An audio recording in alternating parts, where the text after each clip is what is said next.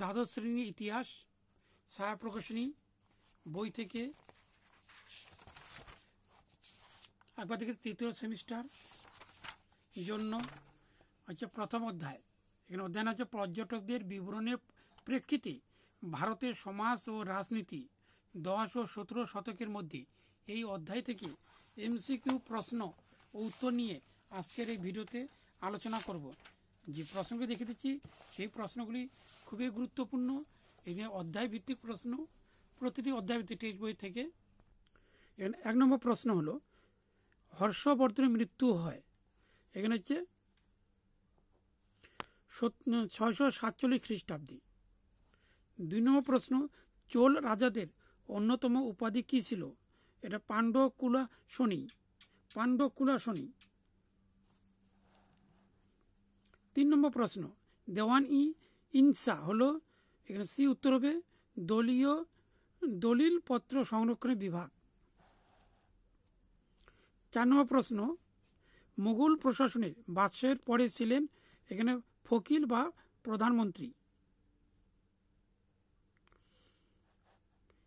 5 নম্বর চোল সাম্রাজ্য যে নামে পরিচিত ছিল এখানে হচ্ছে চোল মণ্ডল।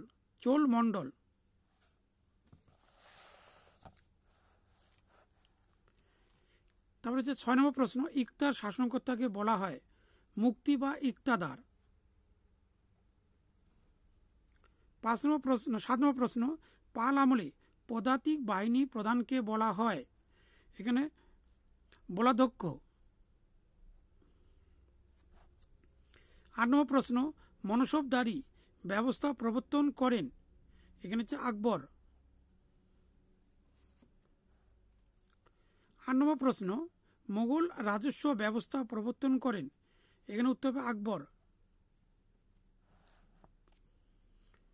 10 নম্বর কৃষি পরাশর গ্রন্থের রচয়িতা হলেন এখানে ঋষি পরাশর। 11 নম্বর প্রশ্ন কলহন রচিত বিখ্যাত গ্রন্থের নাম রাজতরঙ্গিনী। 12 নম্বর প্রশ্ন অভিধান চিন্তামণি গ্রন্থের লেখক কে? হেমচন্দ্র।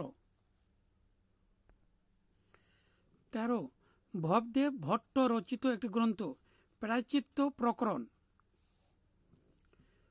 14 নম্বর বিট পাল হলের বিখ্যাত ভাস্কর হবে এখানে। 15 নম্বর প্রশ্ন পার্সিয়ান হুইল বা পার্শ্বিক চক্র যুক্ত ছিল সেচ ব্যবস্থার সঙ্গে। 16 নম্বর প্রশ্ন আল মাসুদি ভারতে আসেন এখানে হচ্ছে বাগদাদ থেকে। 17 নম্বর প্রশ্ন সুলতানি আমলে মিহি সুতোর বস্ত্রকে বলা হয় মসলিন। 18 নম্বর প্রশ্ন মার্কো পোলো ছিলেন ইটালির অধিবাসী।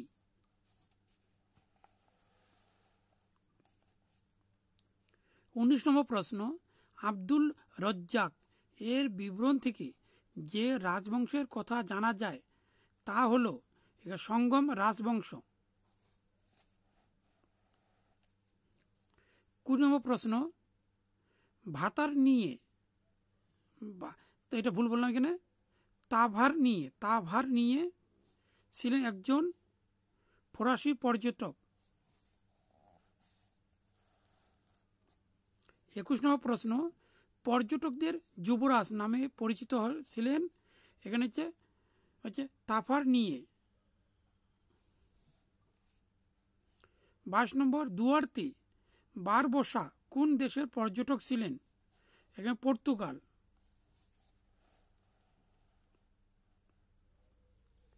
23 নম্বর প্রশ্ন যে লেখতে যুদ্ধ পরজীবিনী নারীদের উল্লেখ আছে এখানে যে সাগর পাল লেখ। 24 নম্বর প্রশ্ন কাল বিবেক গ্রন্থটি রচনা করেন এটা যে জীবমৃত্যবাহন। তার হচ্ছে 25 নম্বর প্রশ্ন দান সাগর গ্রন্থ রচনা করেন এটা বল্লাল সেন। তার হচ্ছে 26 নম্বর ভবভূতি রচিত গ্রন্থ হলেন এখানে হচ্ছে উত্তর রামচরিত। 27 নম্বর, সোমপুর মহাবিহারটি অবস্থিত, এখানে হচ্ছে পাহাড়পুরে।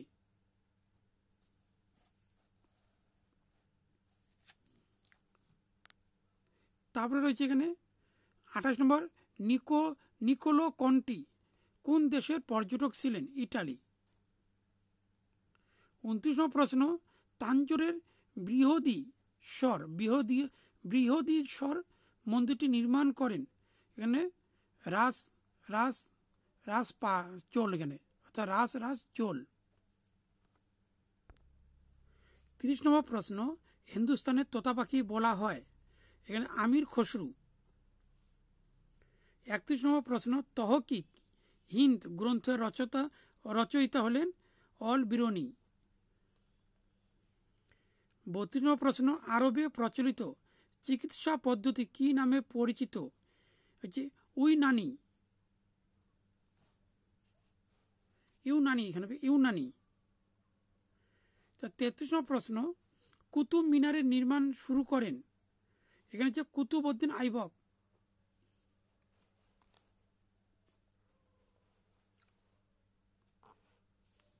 তারপরে হচ্ছে 34 নম্বর প্রশ্ন, বিঠল স্বামীর মন্দির অবস্থিত? বিজয়নগরে। 35 নম্বর প্রশ্ন, পারস্যের পর্যটকের নাম?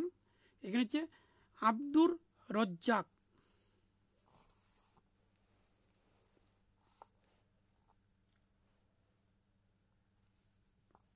তার 36 নম্বর প্রশ্ন, আকবরের আমলে আগ্রা যে সাহিত্যের প্রধান কেন্দ্রে পরিণত হয় তা হলো ফরাসি। তাহলে 36 নম্বর প্রশ্ন, মুঘল স্থাপত্য রীতির চরম উৎকর্ষ দেখা যায়? এখানে হচ্ছে বাবরের আমলে। ভুল বলে এখানে শাহজাহানের আমলে হবে, এখানে শাহজাহানের আমলে। 38 নম্বর প্রশ্ন, যে মুঘল সম্রাট সর্বপ্রকার শিল্পের বিরোধী ছিলেন তিনি হলেন ঔরঙ্গজেব। ভিডিওটি যদি ভালো লাগে তাদেরকে লাইক দাও, আর এরকম প্রশ্ন উত্তর পাওয়ার জন্য, বিশেষ করে তৃতীয় সেমিস্টারে যে কোনো প্রশ্ন উত্তর পাওয়ার জন্য আমার চ্যানেলটির সঙ্গে জুড়ে থাকো। আর সম্পূর্ণ ভিডিও মনোযোগ দিয়ে দেখার জন্য সবাইকে ধন্যবাদ।